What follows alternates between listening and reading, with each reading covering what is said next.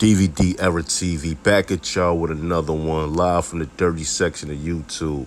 But y'all already know that. Anyway, today we gonna get into the Master P and Birdman beef and how it all started. Now let's go. Now it's 1988 and Master P is trying to pursue a basketball career. He'll end up signing a scholarship with the University of Houston. But after tearing his ACL in his freshman year, the school decided to pull his scholarship. Master P would then move to California with his moms in North Richmond Projects. He used $10,000 left from his grandfather to open a record store and named it No Limit Records, where he sold records independently. After Master P decided to move back to New Orleans, where Cash Money was doing their thing in the city independently as well, a longtime feud has sparked back up that's been going on for years between the Magnolia Projects and the Calio Projects.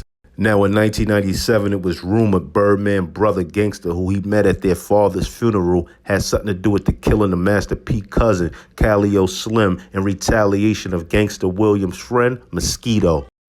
Now, Hot Boys was a real gang in Magnolia Projects before Birdman turned it into a hip-hop group, and they had a long feud with dudes in Calio Projects. Now, Gangster right-hand man, Hot Boy Mosquito, was in Calio Projects, and at the time in Calio Projects, there was some money put on a few dudes' head, and being that Mosquito was over there, they felt like he came over there to do the hit. So once Calio Slim seen Mosquito, he ran down on him and shot him 20 times. Now, not too long after that, Calio Slim was gunned down. He was shot 18 times, and Master P said he got a chance to catch up with Gangsta and asked him if he had any involvement with it. And, Gangsta said he didn't have any involvement with it. So they left it at that. But that didn't stop the Cash Money versus No Limit beef from spilling over into the industry. Now, both of these guys was hot in the late 90s, so it was like a competition thing. And, these two would go back and forth with shots for years. And, Manny Fresh even said Master P stole a I'm Bout It record from a group he produced for called UNLV, I'm Bout It, and he took that record and flipped it. It turned into a hit record. And Lil Wayne even dissed No Limit on Block Is Hot record when he be like, we dressing in all black in my residence, ain't wearing no suits because we ain't trying to be presidents. That was a diss at No Limit because most of their albums at the time, they wore suits on their mafia mob type stuff on the covers and all that. So that was a shot at them.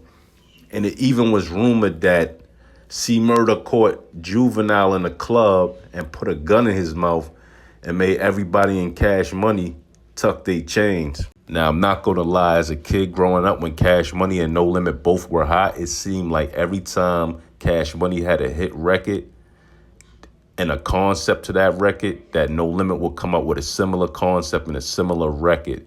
Not saying that they were copying, because I don't know what was going on in New Orleans at the time. That could have just been the wave and the source going on out where they from, know what I mean? So that's why they had similar songs at, the same time. But hearing these things down, I don't know, maybe No Limit was copying, you know what I'm saying? But what I will say is growing up as a kid, it felt weird. It felt like some tension between Cash Money and No Limit was going on, which it was. Now, I knew they was from the same area and the same hood, and it just was weird that they never worked together. You get what I'm saying? Now, another thing I want to say, this is just a summary of how everything started and how the beef between Cash Money and No Limit started. Now, now, it's a lot of people involved with this situation, so a lot of people going to see things differently and have a different perspective on how the beef started and certain things that happened during the time they were beefing.